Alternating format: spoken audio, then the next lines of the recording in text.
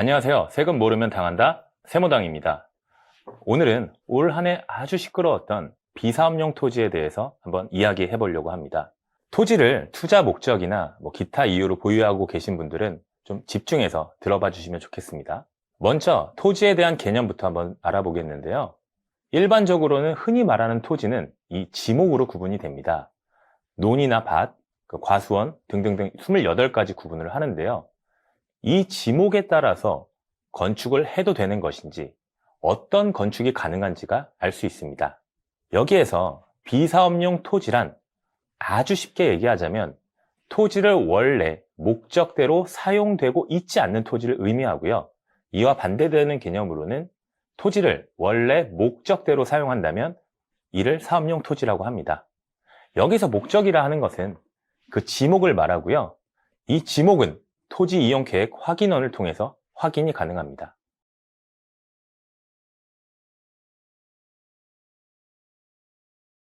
세법에서 정의하고 있는 비사업용 토지를 한번 살펴보면요. 세법에서는 이 비사업용 토지에 대해서 농지, 목장용지, 임야, 그 외의 토지로 구분하고 있습니다. 우선 농지는 농지 소재지에서 직접 농사를 짓는 경우가 아니면 일단 비사업용 토지로 해당합니다. 그러나 농지 소재지에서 직접 농사를 지었더라도 특별시, 광역시나 그 시 지역 안에서의 농지는 비사업용 토지에 포함이 됩니다.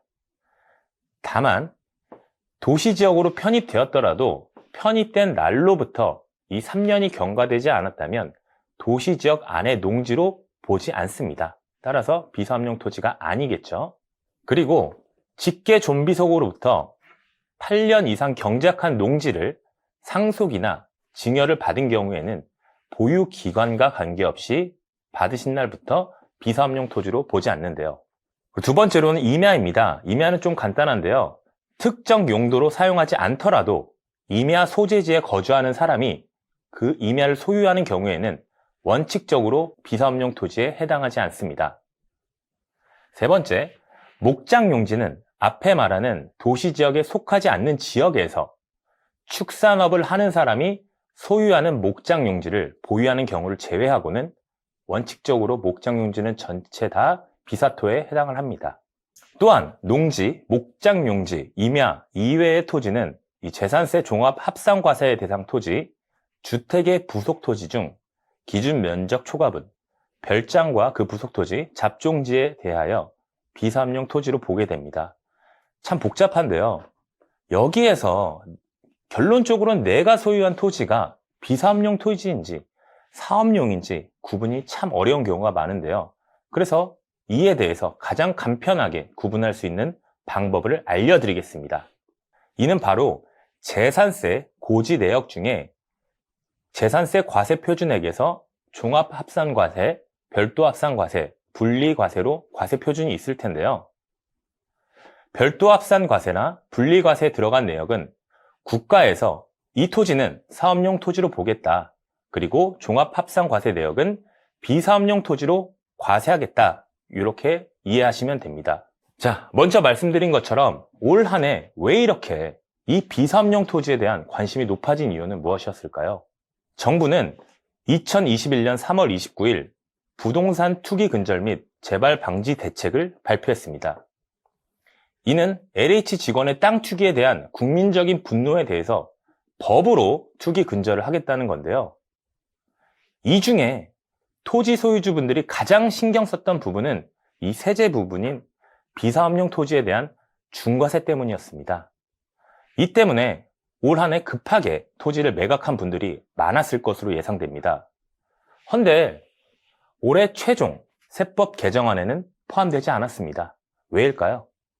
정부 관계자 말로는 국회 기획재정위원회에서 계류 중이었던 의원 대표 발의의 개정안 중에 비사업용 토지에 대한 중과세를 더 이상 논의하지 않겠다라고 했다면서 소수의 투기꾼을 잡자고 다수의 토지 보유자를 규제해서는 안 된다는 이 판단에 따른 것이라 설명했습니다. 해당 개정안은 LH 직원에 대한 국민적 분노에 따라서 만들어진 법안으로 향후에도 이제 개정안에 포함될 수 있다고 저희는 생각이 돼서 한번 간략하게 살펴보도록 하겠습니다. 먼저 기존에 발표한 대책이 무엇이었냐면요. 2022년도 1월 1일부터 양도되는 비사업용 토지에 대해서는 양도소득세 산출할 때 그 구간별 누진세율에다가 20%를 할증 적용하고 그리고 장기 보유 특별 공제를 제외하는 것입니다. 기존에는 장기 보유했으면 그만큼 이제 깎아줬는데 이걸 제외하겠다는 거죠. 이처럼 투기꾼을 잡겠다고 만들어진 법안으로 추가 세율을 적용하겠다는 의미였습니다. 자, 어떻게 하려고 했는지 좀 더 구체적으로 개인과 법인을 구분해서 한번 살펴보겠습니다. 우선 개인 비사업용 토지에 대한 양도세 중과율이 인상되고 장기보유 특별공제가 적용되지 않기로 했습니다. 예를 들어 비사업용 토지를 15년 동안 보유를 하다가 5억의 차익을 보고 내야 할 세금은 1억 6천만 원이었습니다. 만약 이게 개정이 됐다라고 하면 3억 원의 세금이 발생하고 따라서 세부담이 2배로 증가를 합니다. 법인 소유의 토지는 어떨까요? 법인 또한 소유 비사업용 토지를 양도할 때 추가 세율이 인상될 뻔했습니다. 법인이 주택 별장 입주권이나 분양권 등 비사업용 토지를 양도할 경우에 법인세와 별도로 토지 등 양도소득에 대한 법인세를 과세하죠. 21년도까지 양도했을 경우에는 양도 차익의 10%만 추가 납부를 했지만 만약 개정이 되었다면요. 22년도 양도분부터는 비사업용 토지에 대한 법인세 추가 세율이 10%에서 20%로 인상이 돼서 세 부담이 좀 많이 커질 전망이었습니다. 참으로 큰 세금 폭탄일 뻔했는데요. 물론 개정안이 물 건너왔지만요. 비사업용 토지는 사업용 토지에 비해서 양도를 했을 때 세금을 많이 내야 한다는 단점이 있습니다. 우리 세모당은 이에 대해 절세할 수 있는 방안을 가지고 있으며 궁금하시면 구독과 좋아요를 눌러주시고 그에 따라서 절세 방안에 대한 영상을 올리도록 하겠습니다. 적극적으로 대응하겠습니다. 감사합니다.